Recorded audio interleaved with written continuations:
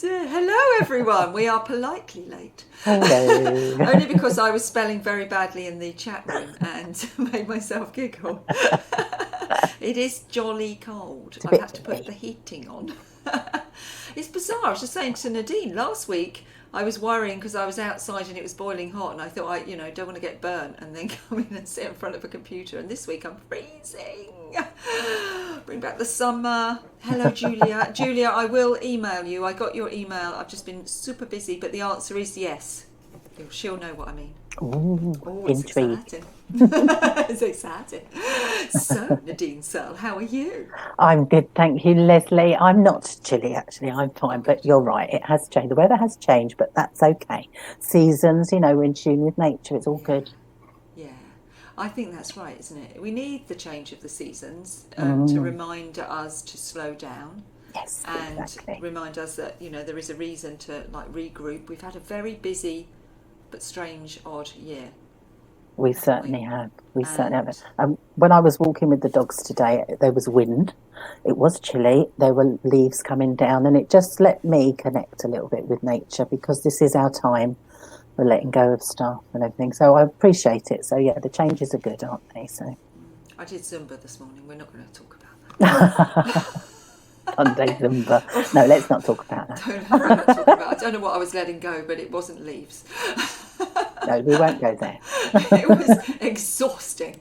Oh, Right, bless. the first thing we're going to do is show everyone your page in the Oh, yeah. magazine. There we go. Look at that. There I am with the beautiful butterfly. I How love it. gorgeous is that? I love that picture. Yes, I love it. It's perfect. Perfect, Yeah. perfect. And I It's not love me. your. It's not me, by the way, my hands, is Is it? that not But your hands? no, but I Oh, can do that. disappointing. No butterfly. I've seen so many butterflies this year, actually. It's been a good year, hasn't it? For Mm, butterflies, bees, been yeah. beautiful. So Dragonflies, lots of there dragonflies. is Nadine's email, and There I we're going to have a am. little look at her website in a moment. And she's on Facebook, and you've got Mm, some lovely videos for people to watch here as well. mm. Are you not on Instagram? No, small steps, Lesley. Small steps. Small steps. I'm on LinkedIn. Okay, Yeah, okay. We but need no, to I'm get you not on. on We need to Insta. I get you on know. Instagram, I don't we? know. I know. We'll work on that. Okay, because I can see your wall would look amazing. Of course. It would look gorgeous with Yeah. butterflies and leaves and Yeah, things on, one wouldn't thing it? at a time. That's One probably my thing. next thing. So yes, Okay, okay. I won't. We won't dwell. We won't dwell. please don't make Right. me. So we're going to have a look at your website because I know you have just done this, haven't you? Yes, the time of change and transition, the new website. So brilliant. Yes, Yes. Look I at love the that. pictures. Yeah, I love that. And orange is your colour, isn't it? Orangey yellowy, gold and glitter really, but tone it down a bit, orange and yellow. The warmth, I love the warmth, Golden and it's glitter. the sacral chakra and the solar plexus, our power center. So I I'm love it. pleased to see that the words transformation through relaxation are now sitting on the horizon. Not in the water. Not in the water anymore. We had a little chat about that, didn't we? You asked Yes, me some for feedback. your expert opinion. Yeah, we're getting there. and, I, Things can always be improved, but we're and I okay said, it looks like the words are submerging in the water. in the water. So, no, that looks great. And Thank you. lots of information here about how to Mm, connect, to your calmer self, but also to you. yeah. So please get in touch with me here. So that's great. Yay. And then lots of things that you can read more about, and life work balance coaching, and Mm, what have you got up at the top? Services. Let's have a look at that's that. it. Let's have a quick look at that. So, Calmer Self Method, the business, Good. life work balance, Mm, motivational speaking, mindfulness walks. I think that's when I yeah. first met you, wasn't it? Mindfulness walks. Yes, that's right. Yeah. Yeah. So, as you know, this is all about telling your story. Mm, So, can mm. you tell us, because we know where you are today, but I know that it's been quite a journey. Yeah, I'm quite old. Been No, a long you're one. not. Been a long one, Leslie. You know. Can you tell us, start from the very beginning, because as Mary Poppins says, it's a very good place to start. Okay, are you What was ready it for this, like? everybody? What was it like growing up as Nadine? What was it like being little Nadine? Well, I was very stroppy, I've got to be honest. But no, I was born and bred in London. I came from what I like to call a dramatic family. And by that, I don't mean in the arts world. Actually, a bit of rage, tension, drama for everything. So that's how I was brought up. And actually, I loved it. It's what I knew. It's what I loved. So that's what I was like. So I was a stroppy little girl most of the time, bit sulky, bit stroppy. And as a family, we moved around quite a lot. And that made me I turned into quite a people pleaser because being the new girl in new schools and things like that, I always wanted to feel that everybody, had a need for lots of love and that kind of thing. So I quickly learned how to adapt to how I behaved, what I showed. So I hid myself a little bit and tried to be what I thought people wanted. And looking back, I can see that was a pattern that was in me a lot. Not always a bad thing, but I can see that it didn't serve me that well as I was growing up. But that was the reason that I was doing it. So, as I say, moved around a little bit. I would say a little bit unsettled as a child. And I can see again, looking back, that some patterns and some habits were forming. I felt the need to protect myself a little bit, as I say, close down a little bit. And it's something that I've worked on quite a lot to be who I am now, so that I'm much more comfortable being a bit more open, showing my vulnerability a bit more, and sharing, like what I'm doing now, sharing my story. Because my real passion, what I really want to do is share what I've learned and what I've done with my life and how it's been for me, so that I can help others. And I say all the time, I really feel privileged now that I can help people the way that I was helped. So as I say, going back to my youth and everything, when I decided what I wanted to do with my life, I was quite a determined child. At the age of 12, I decided I wanted to be a chef, although everyone told me not to. Don't be a chef, it's hard work, it's a man's world, all that kind of thing. And it was. But I was determined, so I left school at 16, got myself an apprenticeship with the Grosvenor House Hotel in Park Lane. Sounds very, very grand. But it was the start of me going into jobs that were highly stressful. I was following my pattern and I didn't really realise. But I loved it. It was also the start of me realising that what I really liked to do was work and learn at the same time, because I had day release college from that. So it's an apprenticeship that I got, very lucky to get it. And I hadn't really connected at school. I hadn't done really well at school. I didn't like that way of doing things, like being told what to do and being told to be quiet. As you can tell, not very good at being quiet. So we are kindred spirits, aren't we? Yeah, I think, yes, in a lot of ways, Lesley, we certainly are. But that all of a sudden, working in a job that I had chosen, it's something I was passionate about, something that I really enjoyed. And then the learning connected with that was completely different for me. And I loved that, and consequently learned quite well. And I've done that ever since with every job, everything. And you'll hear my little story a bit later, how many changes I've had in my life. I have learnt all the time in conjunction with what I'm doing as a job. And I love that. And as I say, I'm still doing it now. Anything that I'm interested in, I want to learn more.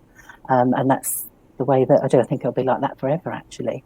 So as I say, I was a chef, and it was hard work. It was a man's world. I had to toughen up a bit more than I was.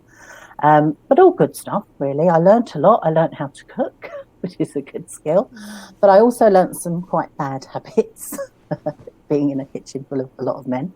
But I also learnt how to, again, played into my people pleasing. I wanted to actually just make the head chef really happy. It's quite important to do that because they shout a lot. But it was, again, learning how to problem solve really as well. I learned quite a lot of skills that weren't about cooking, how to get on with different people, how to work as part of a team, how to work with my initiative as well. So I'm very grateful for that experience. But as I say, I'd put myself into quite a stressful job. It was like 2 performances a day. There were rest times, but I didn't rest. This was, again, a pattern that I was building up for myself. Oh, my earphones falling out. So again, the start of a lovely work, but not a balance, basically. So it was as well, a very sociable place. It was right in the middle of London. Great, as I say, lots of people I was working with. So my social life was very active. And it was the start, again, of me not looking after me. I was working hard, playing hard, and enjoying every minute of it. So when I'd finished my apprenticeship, I thought I knew everything. Where were you working? In a hotel or a restaurant? It was the Grosvenor House Hotel, Park Lane, one of the Trust House Forte ones, biggie. And it was massive. I couldn't. We're 4 floors down, a massive kitchen, about 40 chefs at a time. It was massive. It just blew my mind, actually, and I really loved being in that world. But I did learn, as I say, to work hard and play hard and not look after myself, because when there was time to rest, I didn't want to rest. So again, starting that pattern of not looking after myself properly. But as I say, I was young. I thought I could do it all. So as I say, I did 3 years in this apprenticeship, and then I, as I say, thought I knew everything, and I wanted my own business. So I decided to go out and do catering for parties and buffets, all sorts of things like that. Full of confidence, full of like, I know it all. Again, not taking time to rest, not taking time to look after myself properly, just keeping going. Again, to get business. Did you do that in London then? Yeah, I was living sort of just on the outskirts of London. Again, I was still moving around quite a lot, but I just went where the work was, really, Lesley. So you were doing like dinner party catering, right? Yeah, that kind of thing. A lot of buffets, a lot of parties, that kind of thing. And I'd also decided that I really wanted to learn more about nutrition. And so I was studying that as well. So learning about how, food helps you, how it heals, that kind of thing. And that is still a passion of mine. I still So you really instinctively, interested. even though you were like not looking after yourself, you were thinking about, again, how to look after everybody else. I think that's what it was. I think my way of nurturing, if you like, was, and looking back again, because you can with hindsight, I chose that profession because I wanted to feed everyone. I wanted to care for everyone. It was in me. And I can really see that, it is that kind of, you're right, that kind of, I wanted to look after other people. And my nutrition interest was to actually share with everyone what I was learning. And that, again, is my pattern. I will learn something for me, but actually I just can't wait to tell everyone else about it. And that's what I tend to do. I've learned this, you must know, So nutrition, as I say, is still a big passion of mine, and it always will be, how foods help, and it changes all the time. So it's fascinating. So as I say, running my own business, working really hard. I got involved with doing quite a lot of weddings, catering for weddings, and I had a little change of direction, which I'm quite good at. I decided I wanted to learn how to do makeup and do wedding day makeup. I thought it would be easier than catering for people, doing the makeup. But again, still quite stressful, still quite hard work. Working around brides and everybody was quite difficult, but I loved it. Again, it was really, really wonderful. And then from that, I got involved in the world of sales. I just found, because it was the 80s, 90s, and sales is out there. It was the time of the yuppie, there was a lot of business going on. And again, my sort of people pleasing came into play, because sales is all about adapting and actually pleasing the customer. So I was quite good at that. So got involved with various companies selling all sorts of things, actually anything, to be honest. And found I was really good at it, and found I loved, pushing myself really hard, hitting targets, really being quite competitive. I didn't realise how competitive I was, but sales is all about, chasing each other, chasing targets and everything. Yeah. And I loved it. But again, a busy world, a very sociable world, and not much time for relaxation, because I wasn't doing that at all. But I did love it. And then I got to a point where, as I say, I was quite good at it. So a few companies then were asking me to set up sales teams for them, and then build that up and then move on. So there wasn't stability there for me. But again, I was really, really thriving on the being able to do what people asked me to do. Again, it's that kind of looking after other people. If someone says, can you build a team for me? Yes, I can do it. Feel really pleased with myself and move on. So, but as I say, not looking after myself in this way. So my body and my mind, I've got to be honest, by this time was starting to tell me I needed to take some notice, but I didn't listen. My body wasn't really doing what it needed to do. My hormones were all over the place. My sort of system didn't work. I was quite sluggish. I wasn't really able to switch off my brain. I had a busy head all the time. I was always thinking about the next thing. And I wasn't listening. My body was really reacting. I used to get chest infections quite a lot, and my voice would go. And that was really my body saying, shut up and rest. That is just a classic, isn't it? Isn't it? Yeah, I couldn't work. That's just a classic. Laryngitis. Yeah. If you get repeated laryngitis, that's your body telling you to be quiet, sit down and just rest. And it really was. And it was the only way my body could stop me. actually doing what I was doing, because I couldn't do any of these jobs that I was doing if I couldn't speak. So it did force me to rest a little bit, but I still wasn't listening, and it was affecting my emotional health, my stability and everything. So that was a bit worrying for me. And as I say, my hormones were all over the place, and that's not a good place to be. So my mood swings and everything, I just thought, I'm normal, I'm a bit highly strung, this is what I do. You know, I was a bit fierce at times, to put it bluntly.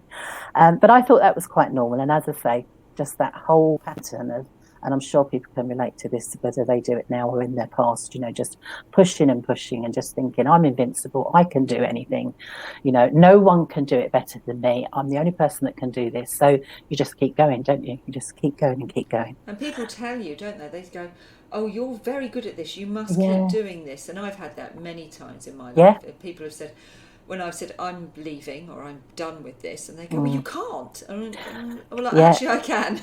Well, that you can say that now, and I can say that now, Yeah. but I couldn't say it then, to be honest, Lesley. I really couldn't. I was really lapping up any flattery. You know, I loved it. I was quite needy person, you know, and that people pleasing was there. And if someone told me I was doing a good job, I loved it and I did more. You know, but now I can see that's they really knew how to push your buttons. Oh, do you know, I'm so gullible, so gullible. I again, looking back, I can see how I was quite used in a way, you know, but it's not a bad thing, you know. I was earning lots of money, I was getting a lot of success, a lot of recognition, as I say, and actually on the surface of it, loving it.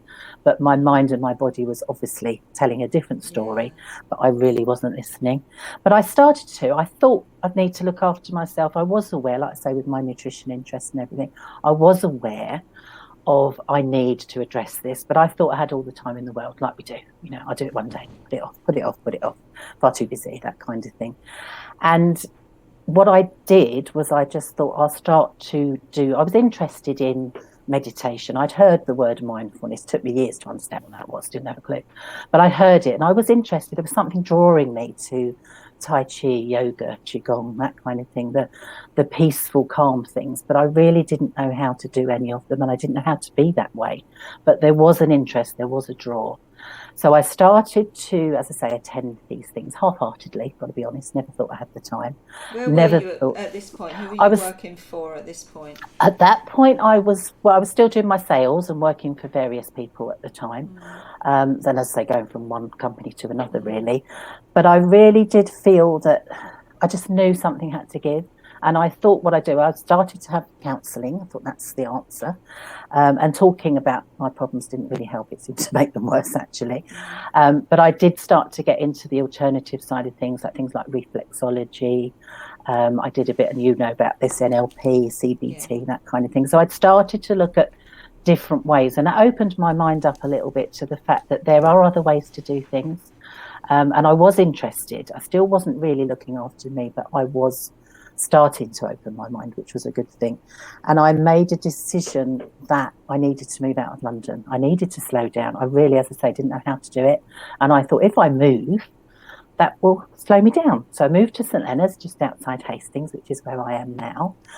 And I was teaching by then. I hadn't said I changed jobs again. I'd started teaching. That was a direct reaction to my hormone problems and the fact that I had infertility problems. And I thought, right, I'll teach young children. That will solve all my problems. Of course, it didn't, but I thought it would. But a change of career. Again, I learned so much, and I really appreciate what I learned about how children work and how things work, and my education through that was massive, which was brilliant, so I'm grateful for that. But I'd moved down to the seaside, which was lovely, slower pace of life. I'd taken a job that was less hours, I thought. It was to start Teaching? Yeah, I thought it was. How naive am I? How naive am I? It was to start with. For the first day. I think you're right, a couple of days, yeah. So you're absolutely right. How do you know? You know these things. But yes, I found that I got myself into another job that was full of stress, full of, you know, this pressure and everything. And again, I was buying into it and going, I want to make everyone happy. I want to do what needs to be done. So I just was doing too much again, you know. And I got to a point where I really thought, as I say, my alternative lifestyle, if you like, I really wanted to do, and I was getting a bit this conflict of I want to calm down, I want to embrace this slower life. I want to do more yoga, more Tai Chi, Qigong. I want to enjoy, but how do I fit it all in? And I Did you had consciously realise you were every job change? Just you repeated the same. Did you consciously realise not that? not at the time. It's only in recent years that I've looked back and gone, oh my God, what did I do? That you And just it's so repeated the pattern every such a time. pattern, such a pattern, isn't it? Yeah. It's so obvious, but no, at the time I had no clue at all. And I got, as I say, with the teaching, I got to a point where the education system was disappointing me, to put it bluntly. And I got into this really sad place. I'd got into a place where I thought, I really don't know how to cope with this. I was in my 40s by then. And I thought, I can't do this. I thought this is my job for life. I've moved, I've solved all my problems, but I hadn't. So I made a big decision to actually leave the teaching profession, which actually broke my heart, I've got to be honest. It really upset me to think I've got to come away from this. And as I say, at a time in my life when I thought, I don't know what to do next, I didn't have a plan, which was really unusual for me and very scary. I've got to be honest. It was scary to leave, but I knew I had to. There was something driving me to go, I've got to get away from this. It was my health. And as I say, my sanity was really in need of a big, big break. And all the things I thought I'd done to help hadn't helped. So it was a big wake up call for me. And as I say, I left, very, very scary time. I had nothing to move forward to, no plans. I didn't know what I was going to do. But again, in hindsight, the best thing I could have done, I needed a break. Without a doubt, I needed a break.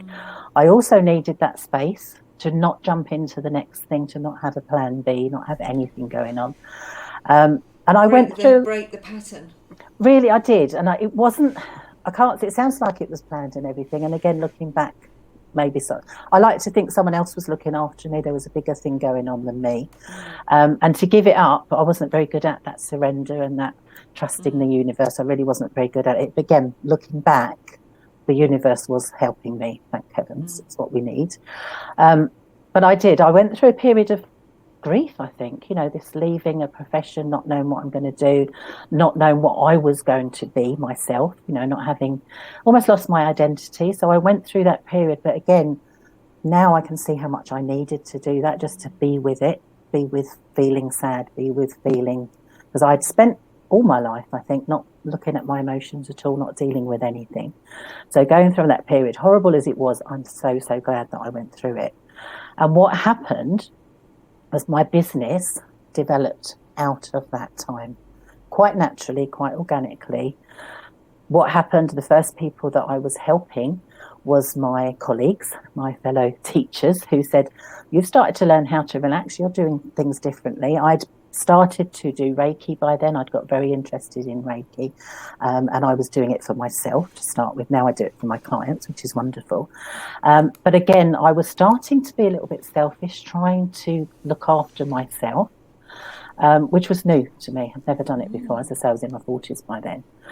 And as I say, really what I needed without realising it was so what I needed. So it was colleagues and mums that were my first, I wouldn't say clients because they didn't pay me, but my first, they were the people asking for my help. And that made me see, and people telling me, this could be what you do. And as I say, my business then, my Calmer Self business, developed quite slowly and quite naturally without me having to force anything. And that was amazing for me, because I'd always pushed so hard. I'd always been impatient. I'd always had a plan. And this was something that was happening, came out of nowhere almost, and just developed in a natural way. And like a breath of fresh air, such a different way of looking at things. So it was really, as I say, a wonderful... I still have to remind myself that life can be that simple. Life can actually happen that way, because my old patterns are still there. My tendency to push forward, my impatience, my needing to control, and that's, to be honest, what it is, I think. But to sit back and actually just go, you can just be quiet for a minute. You can have a bit of a rest and just see what happens, because I do now. I really, really trust that the universe provides, but we need to be listening. We need to have that space, and we need to have some peace. So I have changed my life from being totally chaotic to being a bit calmer. I'm not going to pretend that I'm calm all the time, because I'm not. I sort of don't want to be. I quite like that up and That down. wouldn't I be quite normal, would it? wouldn't be normal, no, and it's not what I'm striving for anymore. I used to No. think all I want to be is happy, but actually I'm not even asking for that anymore. I'm quite happy to be a bit up and down. It's normal for me. I think it's probably normal for a lot of people. I'm not scared anymore of my emotions, which I was terrified of. And I used to suffer big, massive bouts of depression. And although I can still feel that, again, I'm not frightened of actually going with it because I know I'll come out of it. And that is, it's a blessing for me, and I love that. So I just feel that all of this, everything that I've just described has made me what I am, and has enabled me to learn. And I really, as I say, I study all the time. So everything that helped me, meditation, mindfulness, Reiki, tapping, EFT, some of you are familiar with that.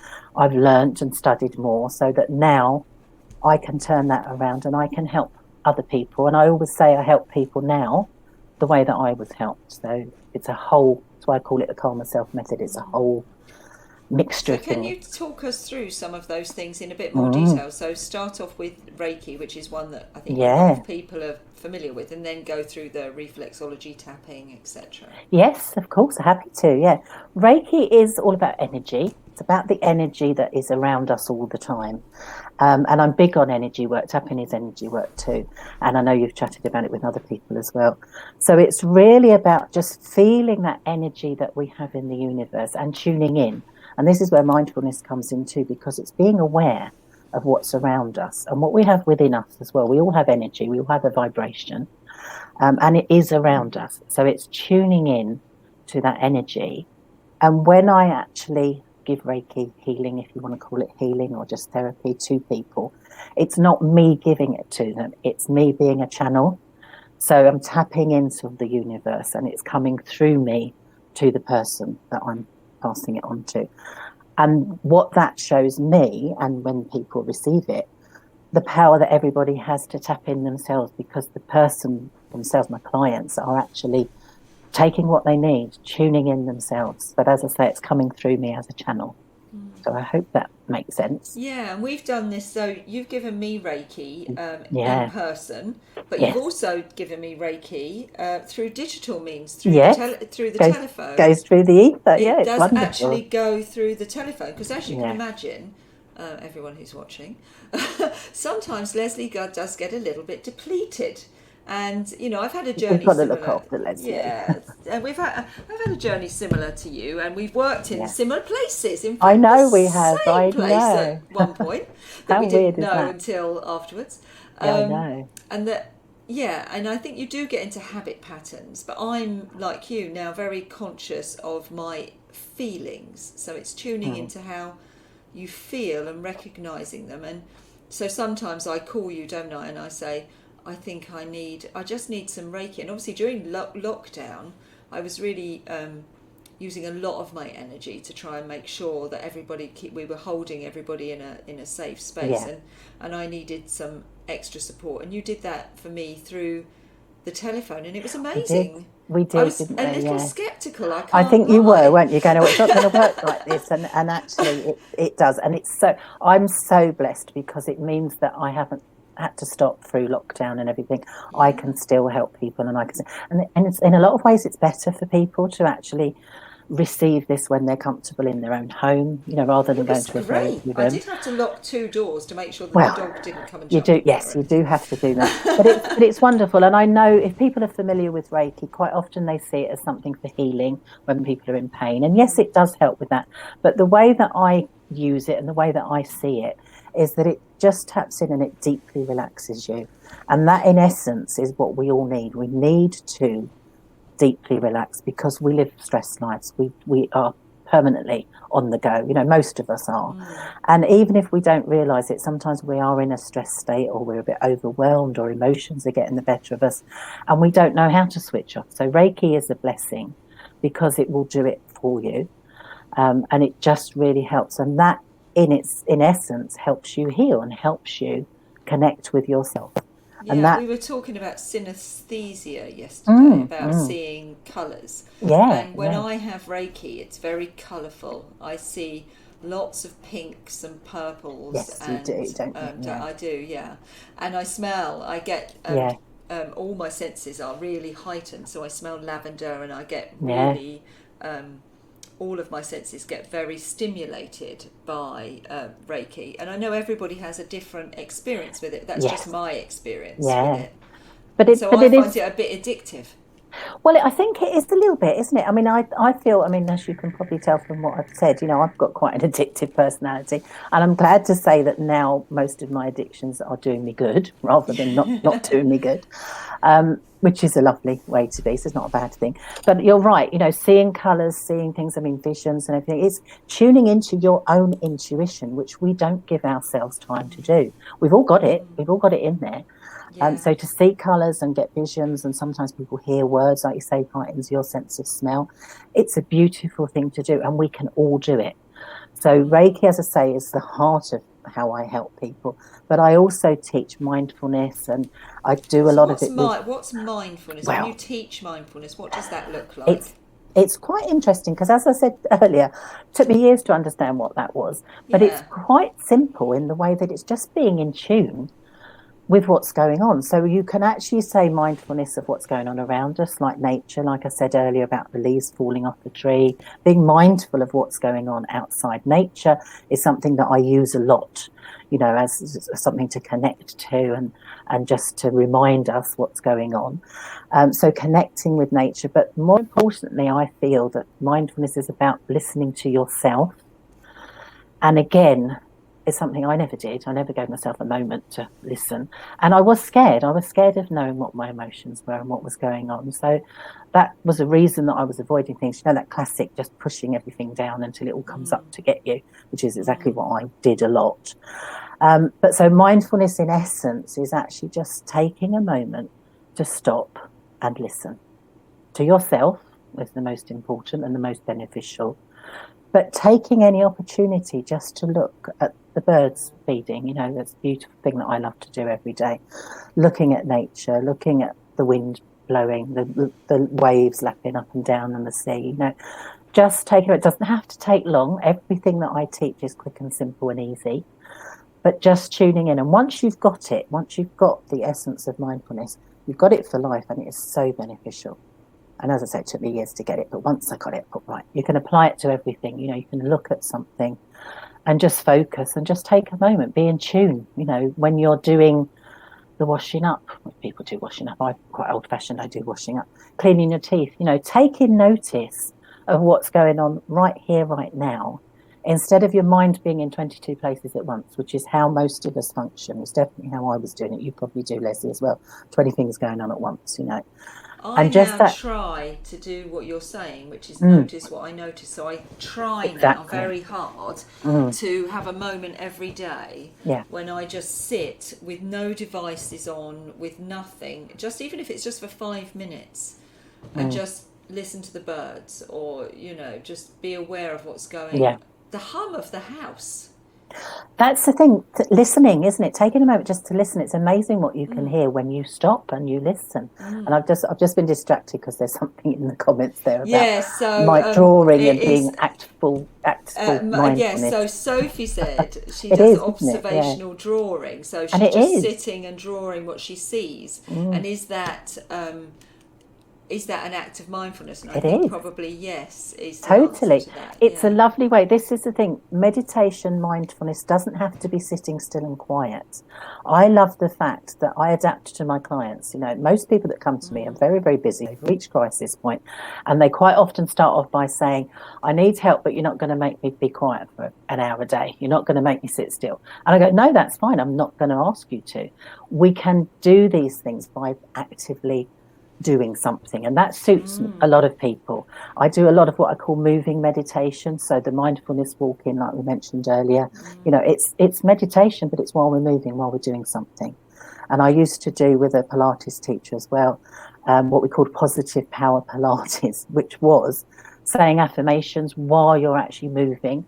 Very, very powerful. It's very good at releasing negative energy. It's very good at getting emotions moved.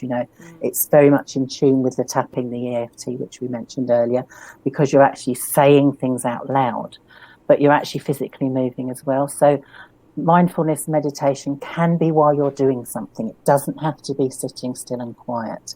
And it really doesn't have to be emptying your head, because that is really, really hard. Emptying your head is an almost impossible thing. Yeah. I mean, and it's that, like, yeah. and that causes stress. When you say empty your mind, I'm now stressed. How am I going to empty my mind? Exactly. How And do I do that? I again was like that. Meditation, I can't do meditation. I used to give myself such a hard time because I couldn't clear my busy head.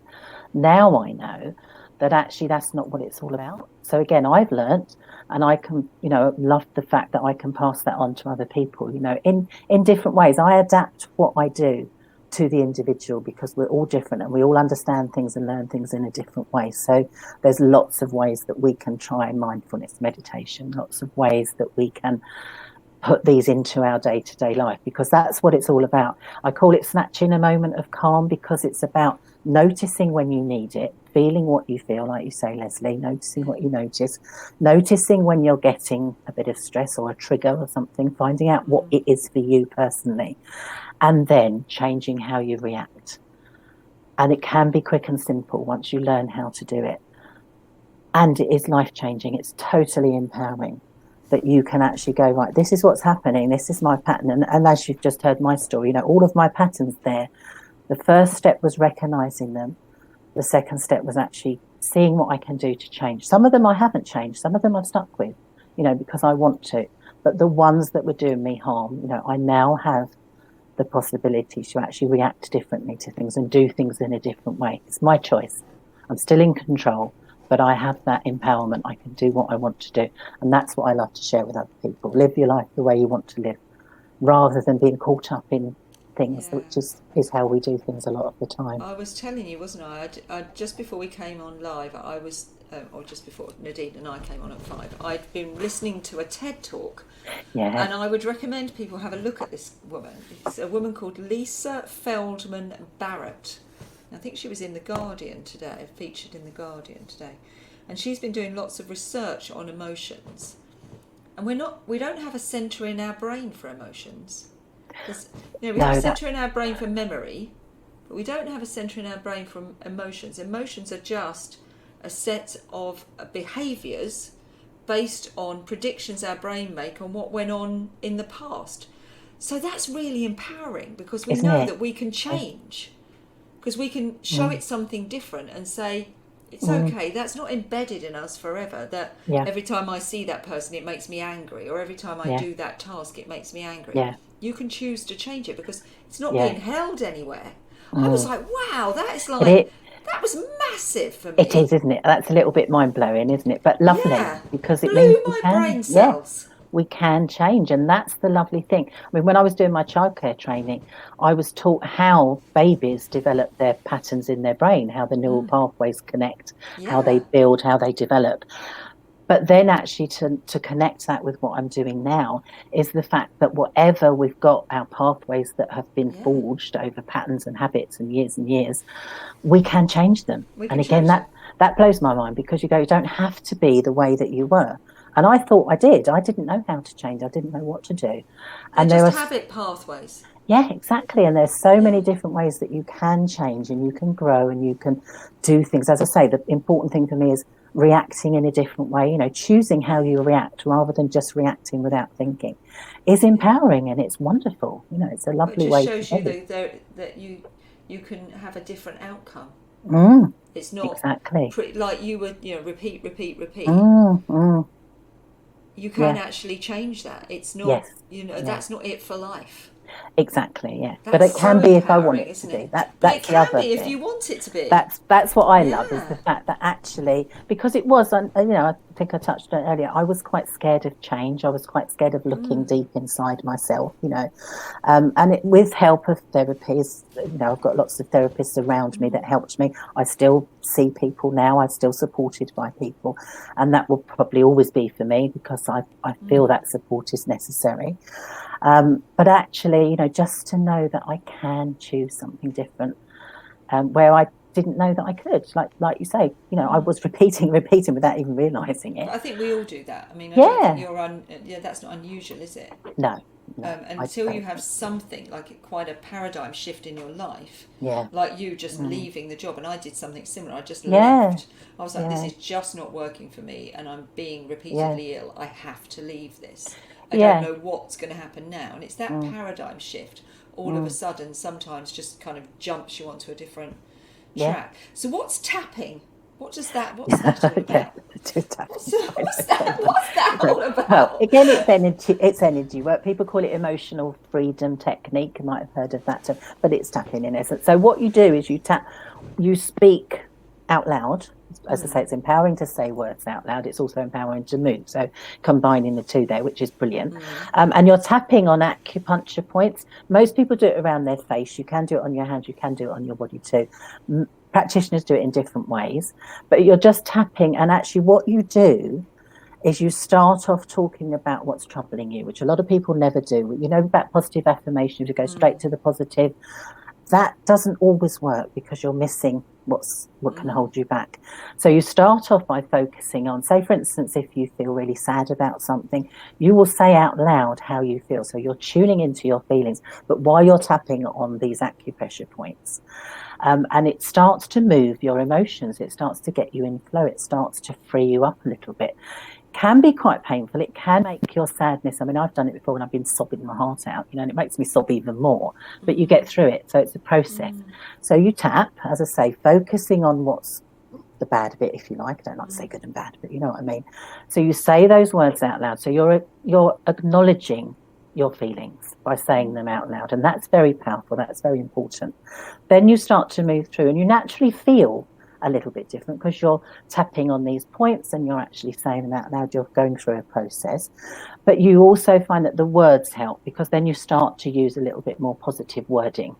So you can go from somewhere, as I say, the way I've done it, feeling really, really sad about something, and then actually just going, oh, I feel a little bit better now. I'm not so stressed. I'm not so emotional, highly strung. Start to feel a bit of peace and calm, and then you can work through to be a bit more positive. So if it's something, for instance, that you're really scared of, I'm really scared about doing this, I'm really worried about something, you can actually vocalize that with these tapping movements and then move yourself on to going, oh, I might be really scared, but actually now I'm really excited, I'm really happy about something, I feel better, I feel different.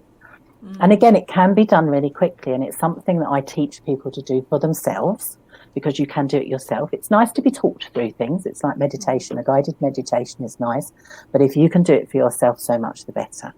So I teach people how to do it for themselves to use in their moments when they need it, because again, it's a powerful tool for people to have.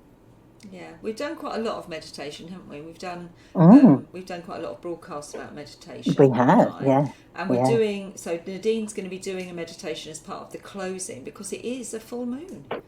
Yeah. Who knew? I obviously booked that. Clearly. I said to Nadine, would you like to do a meditation? She said, well, it is the full moon. I said, of course it is. I had no idea. I use nature in every shape or form. I do a lot of stuff around the moon. Full moon is brilliant for letting go. New moon is for creating and setting your intentions, and that's beautiful. So yeah, nature is there for us, and I tap into everything that I can. So so we're going to celebrate on Thursday, and we're going and gratitude. So it's a new moon. No, is it a new moon? Full moon. Full moon, so that's full letting moon go. Next Thursday. It is letting go, but I think to focus for that, we can use the moon in that way for helping us just release. We've done our job. We can let that go. I think it'd be very important for you, Lesley, to go.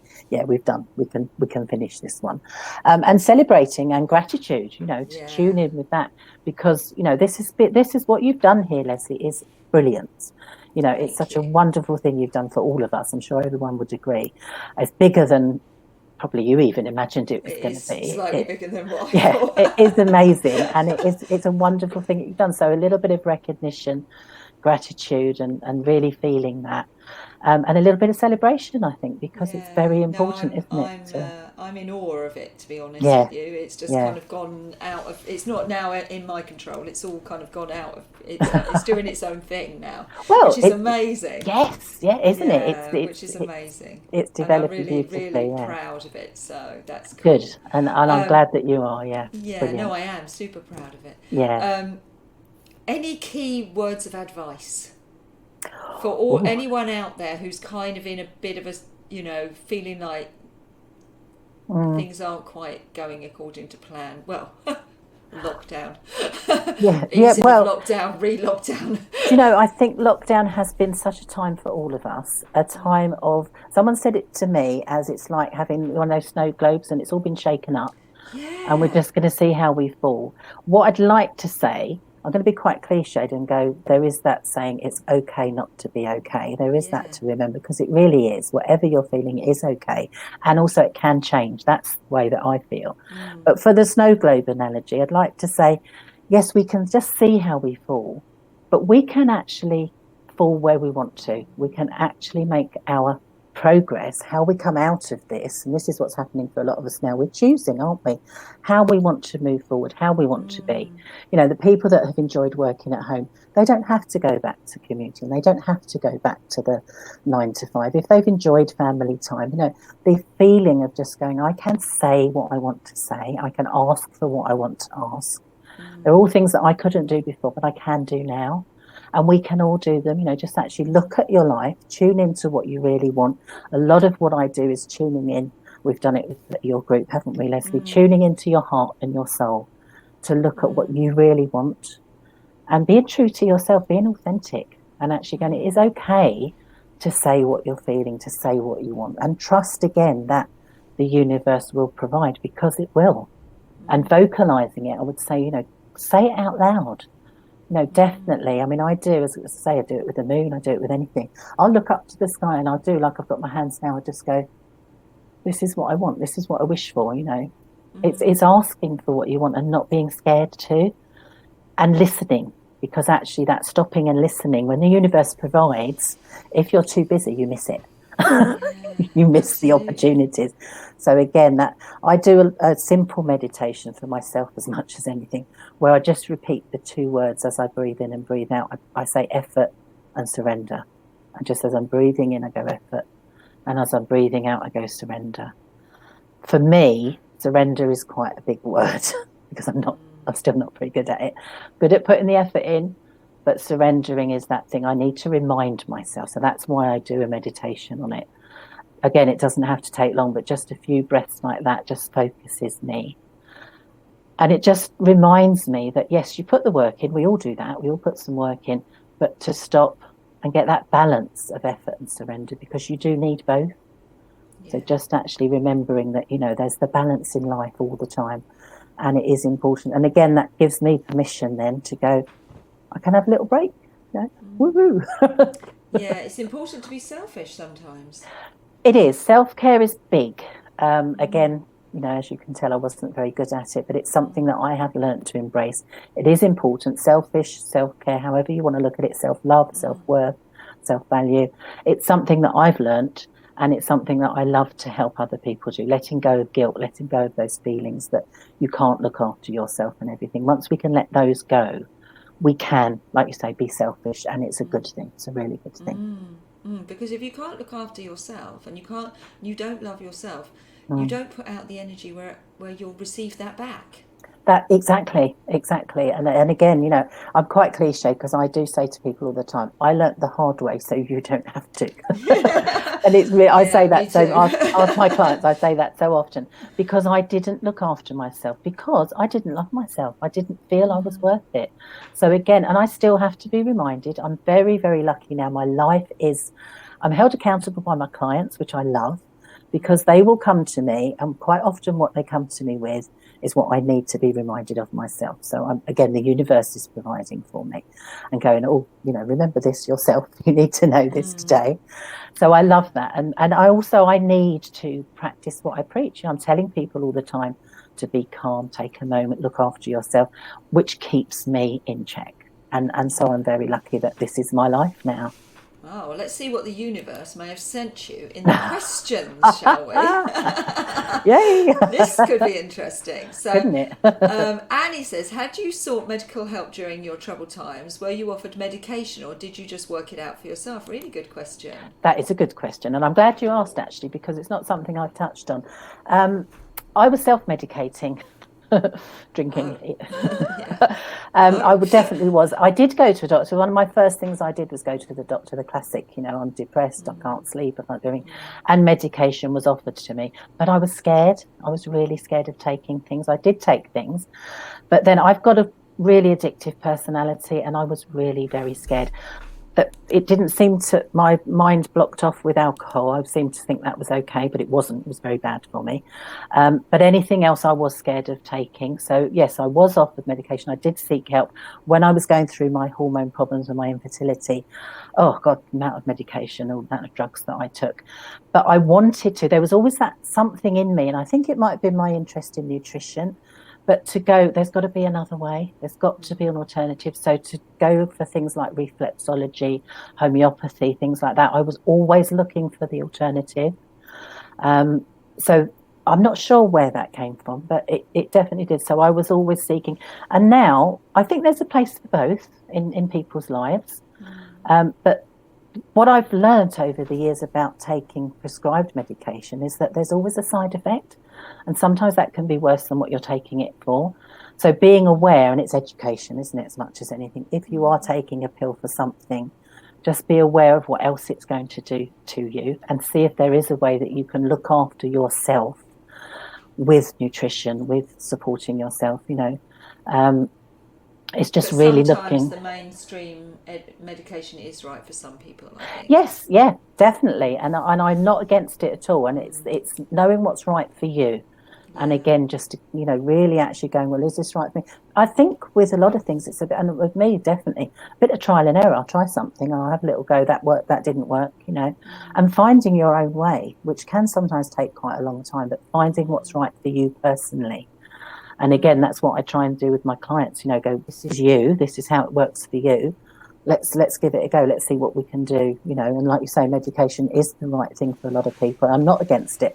I just was very scared of it, to be honest. Yeah. I think it just depends on your own journey, doesn't it? And for some people, it just depends where you are in that journey. Some people, they might find that the prescribed medication is the right option for them. But just as you're saying, do it consciously, do it knowingly, do it thoughtfully, so that you know what you're getting yourself into. Think about how long it might take you to get off of it, and what the side effects are. And then if you do that consciously, then you've done it in the right way. I know I am aware that I've had friends who've had to go that route because they weren't in a place where they could access all of the alternatives at the time. Well, that's the thing, isn't it? It's where you're at now, isn't it? And what you need. I mean, say, for instance, if you're not sleeping, to take a sleeping pill for one night might be exactly what you need.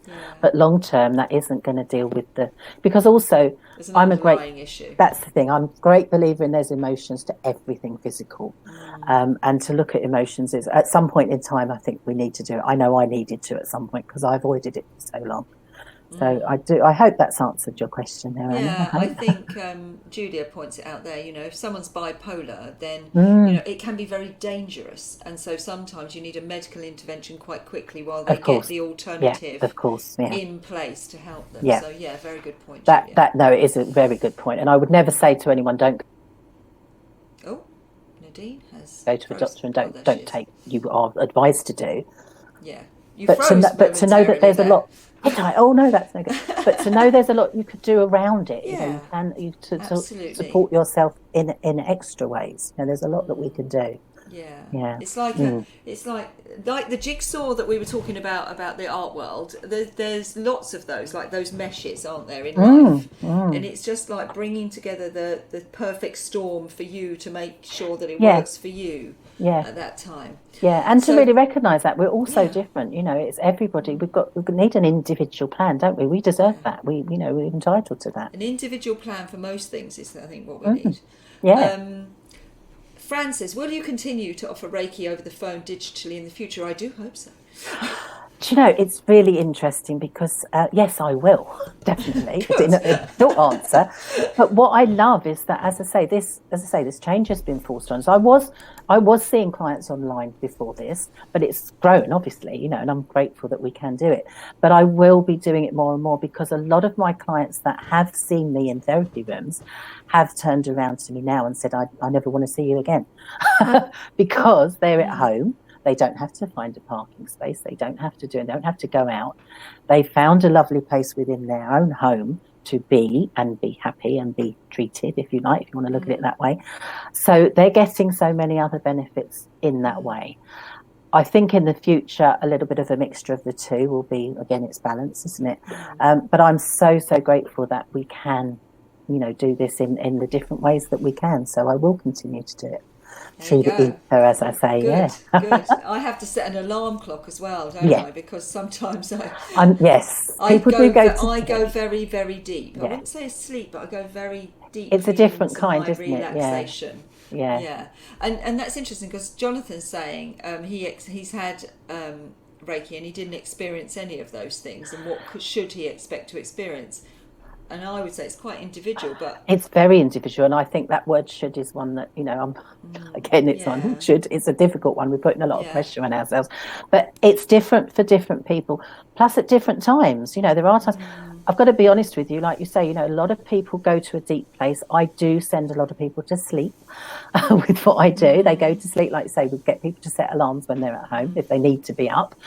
But everybody's different. So I think, don't think, it wasn't right for me, it didn't work that way, because it's right for you at that time. Whatever happens is right for you, because your body and your mind will be doing what it needs. It will take what it needs. So there's no right or wrong with any of it. Maybe Jonathan's fearful that the person that he's saying was inexperienced, so maybe they were just training or something.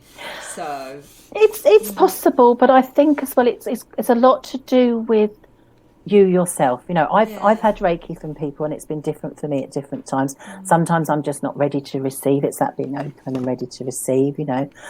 Sometimes I've just not connected. So sometimes it is a person thing, so different experiences at different times, and just to feel, you might feel cheated. I haven't seen lovely colours and I haven't had this wonderful experience, but know that deep down you're still getting the Reiki is still working at some level. I have Reiki from two people. So I have Reiki from you and I have Reiki from Nikki Weatherall, as you know. And I have different experiences with both of you, and both of them are incredibly important for different reasons, and that's the way you tune in to the person that's giving you the Reiki. Definitely, it definitely comes from me, I think. Yes, I think, and timing is so important. Where, like I say, I had a lot of therapists. I was so resistant to most of them, and I could have repeated things over and over again, but it wasn't going to work for me until the time was right for me, until I was ready. So, and again, hindsight can show me that it didn't at the time. I paid for a lot of counselling that was a complete waste of money because I lied.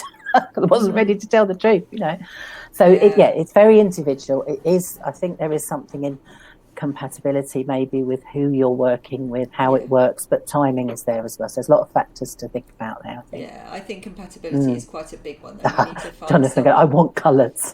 Okay, Jonathan. Okay. We'll make you colours. We'll get there. We'll make it happen. It tunes in with your chakras. That's what we talked about with my website earlier.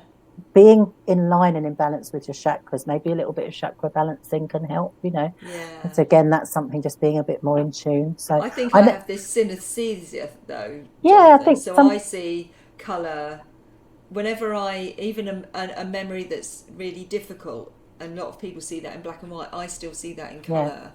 I have a lot of I think I have that synesthesia thing where I see everything colourful. But I've got to be honest, I never used to see colours at all. I never used to see anything. I mean, my first therapist said everything comes from your childhood. That's when, and I said straight away, no, it doesn't, because I can't remember my childhood. But I was blocking it out. I wasn't ready for any of it. So it comes with time. Jonathan, we'll get you the colours, honey. We get you colours. We get you colours. Don't you worry.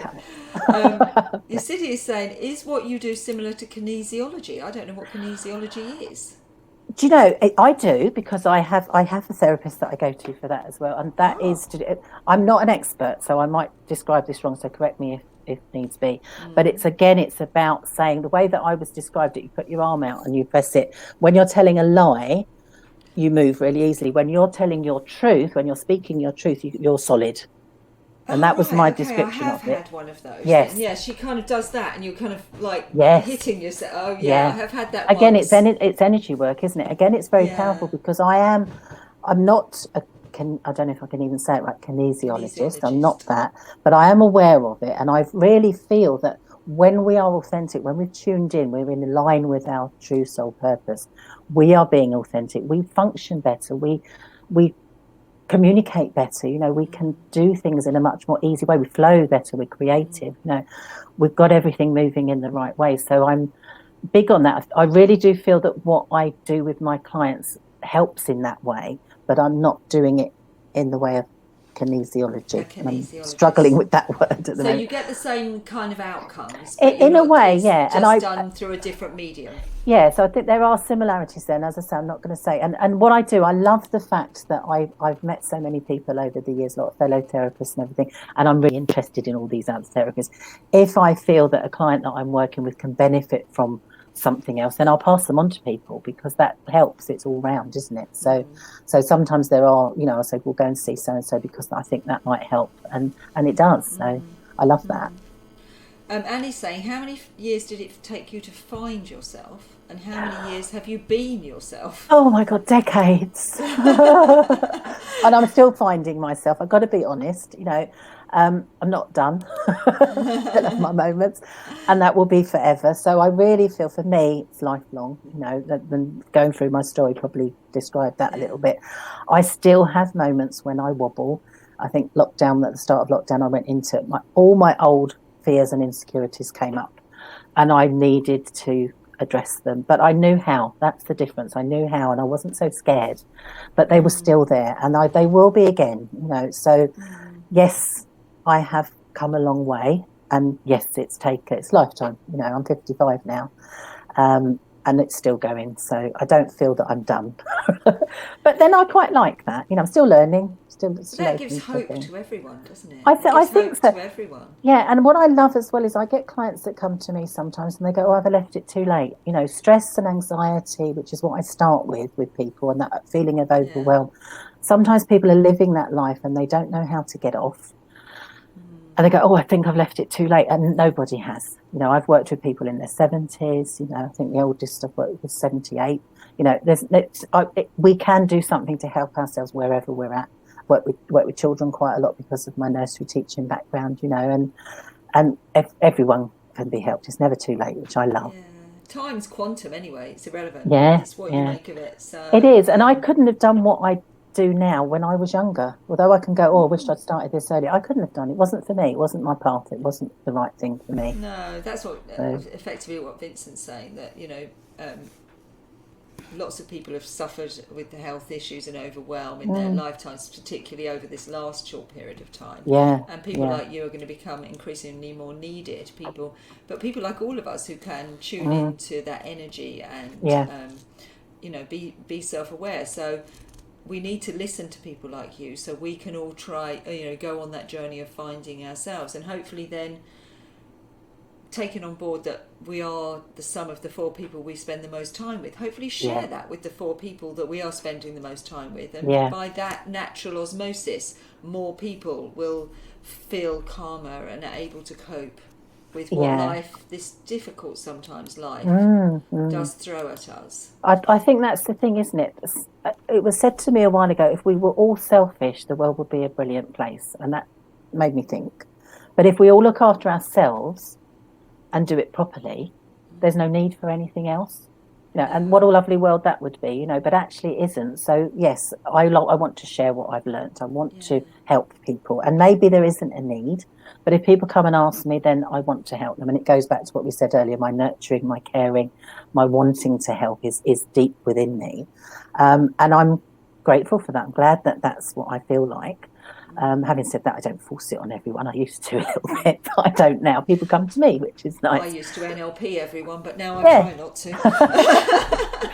But we want to help, don't we? That's where it's coming from. So I think you're right. But I do feel it would be a lovely, lovely world if we actually have learned. And this is why I call what I do Calmer Self, because I want to teach people how to do it for themselves. And that's the key. And if I had my way, it'd be on the curriculum. It'd be taught from day one in schools, because they are life skills that we're talking about. It's learning how to cope with everyday life. Yes, Julia's saying enlightened self-interest, which is absolutely. I love we're that, all Julia. Yes, aspiring exactly. Yeah. for is enlightened self-interest, but It's not perfect. to the exclusion of others, to the inclusion of Yeah, others. yeah. Yeah, And getting, self-actualization. and then getting So comfortable with that word, isn't it? I am selfish. Yeah, great. It's a good thing. selfish, Yeah, so I can care for everyone because yeah, I am caring for myself. exactly. Look after number Yeah, one first. They say, don't they, that that's the put the masks. put the Yeah. oxygen mask on yourself first because you got to look after. Can't pour from an empty cup, as I say. I'm full of No, cliches, I think there's lots of those Yeah. sayings, aren't there? So Vincent's saying, would you say that a lot of stress can be caused by being in the wrong job or out of alignment with where you're meant to be? My story, yeah, all over. Definitely. And going, like I say, being easily, like I was easily led, just someone flatters Yeah. me, I go, oh yeah, I'll do it. I'll do, I still am like that. If someone says something, someone wants me to do something, I desperately want to help. That's not being in line with what's good for me, what's right for me. So you're absolutely right. I really do feel that a lot of stress is caused, and it definitely was for me, by doing things, being misguided, but actually going, oh, I'll do that because someone's asked me to, instead of going, do I really want to do it?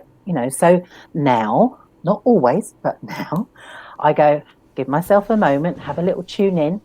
Is this good for me? Is this what I want to do? Is this following my true soul purpose, my path? And then if it doesn't feel right because I've listened to myself, which is, there's a skill, um, then saying no. And again, that's a skill, isn't it? How to say no, how to have your boundaries, how to be comfortable going, no, thank you, because that is, and again, that took me a long time to learn. Don't always get it right, but that's something I try to do now for me, because there are a lot of things I don't want to do. And I've got a right to say I don't want to do them, so Yeah, it's so difficult, isn't it? Because it's it that, is, as you yeah. say, it's that flattery thing. Just because Oh, you're good at something doesn't mm, mean you have to mm, do it. yeah, You have to listen to yourself. You yeah, have to be in a line. I get it. I mean, you can imagine every single day I'll get an email mm, or someone will call me and say, "Can you do this? I'd like you to do mm, that. I've been told that you're the person I should speak to," mm. and I have to now be really careful Yeah, and really considerate about what I it say is, yes yeah, to. yeah. I ask a But lot of questions, Nadine. that is the thing, isn't it? And being true to yourself, it doesn't come easy. It is a skill to learn. No, it But I doesn't. think you're right. Who was it? So was it Vincent? Did you say who said that? Yeah. Um, the stress can come just from that decision making process. So once I know I'm going to feel stress until I make up my mind. Whatever I decide, it doesn't matter. I need to make a decision. So that going through, and like leaving my teaching profession, leaving that job, while I was making my mind up, oh my gosh, how stressed was I? It was really a terrible time. Once I'd made my mind up, I didn't know if I'd made the right or wrong decision, but once I'd made a decision, the stress had lifted. Not all of it, but a lot of it done. So actually just the decision making process being a little bit dithering, that is stressful in itself. So making decisions, when you're choosing what path to take, right or wrong, better to choose something than actually stand in that place of stress. Take one step forward, even if you can correct, but you need to move forward. You need to go, and this is what being stuck is, isn't it? Being stuck, your energy flow and everything, and that is very, very stressful. So definitely. Louise is saying, how many of your clients have hobbies? Oh, I'm intrigued by that. That's a lovely one because, do you know, I never had hobbies. I was too busy working. And it's an interesting question. And I'd like to know a bit more why you're asking that, because it's a really Yeah. good question. Um, yes, maybe they don't to start with, but they get them because it's interests, isn't it? And actually finding something else to do rather than just keep working, rather than keep focused, like we talked about mindfulness and, Yeah. drawing and doing something for you, something that you just enjoy. So yeah, hobbies, that's really interesting actually, because as I say, I never had I remember having a boyfriend once who said, you need a hobby. I go, I'm far too busy for a hobby. But I've obviously remembered that because he thought Yeah. I needed a hobby. He thought I needed to go fishing. Oh, that wasn't it. But he was right. Although I argued with him and I didn't like being told, he was absolutely, I needed a hobby, but I Yeah. wasn't ready to hear that. It was a long time ago. So So yes. Louise is saying many of us find our happy place, our happy Mm, space in our mm, hobbies, drawings, crafts, etc. yeah. I definitely agree. I once I realised I needed to put in time for me, and for Mm, me, my hobbies are my friends. yeah. So Socializing. it's just a different type of hobby. My Yeah. hobby is spending time with my friends and with my dog, Yeah. and with my husband. Yeah. You know, I suppose I'm quite a social creature, so Yeah. it's just And going out and getting the energy socialising. of the right people around you, that's so beneficial, isn't it? But Yeah, it's interesting because that saying about, find, oh God, I'm not very good at some sayings. Do what you love for a living and you never have to work again in your life. Is that, yeah. have you heard that? Done that. That's what I'm Well, doing. I'm not so sure. I have a little bit of conflict with that because, say, for instance, cooking, I did it. I loved it. It Yeah, was my job. Now it's my hobby. I do it for joy. I do it because I yeah. want to. When it was my job, there was a different feeling around it. So it's an interesting one to think about, isn't it? So hobbies, choosing what you want to do. And I've got to be honest, I still find it quite difficult. Choosing something to do just for the sake of doing it because I enjoy it, I still have a little bit of a struggle with. Because again, it's that. Walking. Yeah, but this is the thing. Walking. I walk, I enjoy, and again, one of the therapists that I see who helps me, which is lovely. She reminded me recently, when you are walking the dogs, you're not just walking the dogs. You're doing it because it's good for you too, and you're enjoying it, and just tuning in. So when I'm down at the beach, when I'm looking at the sea, I just take a moment to go, I'm loving this. This is really doing me good. It's not just about doing a job, doing the dogs, doing what I need to do. Yeah. But it's mindset, isn't it? It's how I feel when I'm doing it. So a hobby, whatever you're doing, it's actually just recognizing that you're doing it because you want to, and remembering that. Sophie's just saying here, you can lose the love when you do it all the time. Of course you can. Yeah, So, Lesley, yeah, you said right at the beginning, it's about exactly. balance.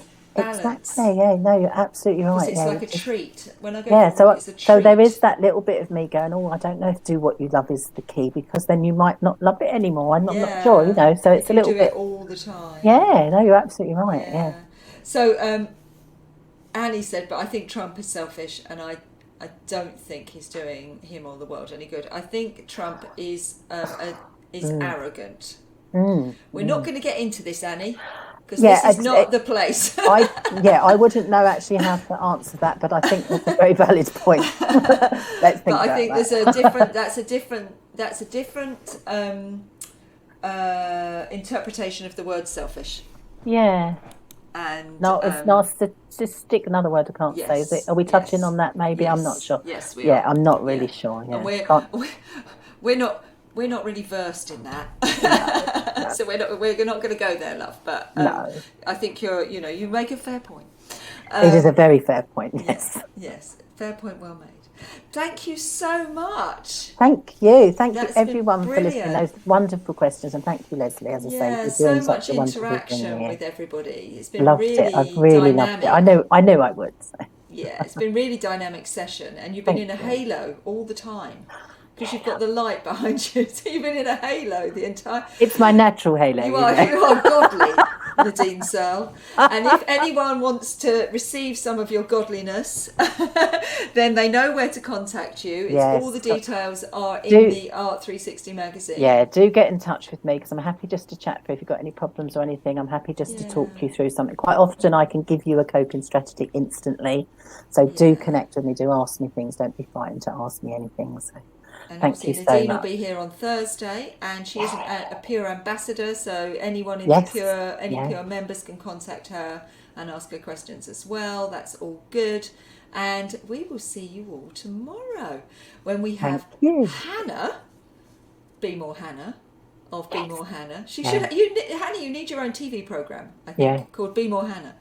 And also we've got Felicity Flutter as well tomorrow, because obviously that all kind of crashed and burned last weekend because of the iPad. We now know don't use an iPad. But Louisa has been a delight and gone and sorted that out for Felicity. So we'll have Felicity as well tomorrow. So exciting. And then on Tuesday we've got David Winston. And on Wednesday, which is the final day of the interview, sad, is going to be Maria Turner and Jeremy Bear. So 3 more days. So exciting. So 3 more days of interviews, and then we've got our lovely celebration. Yeah. So Nadine has suggested champagne. I think we might do that. Celebrate. We've got to celebrate. So bring your glasses, everyone, on Thursday, because I think we'll be doing a bit of celebrating. Lovely. Thank you so much. Thank you, everyone. Thank you. See you tomorrow. Bye for Bye. now.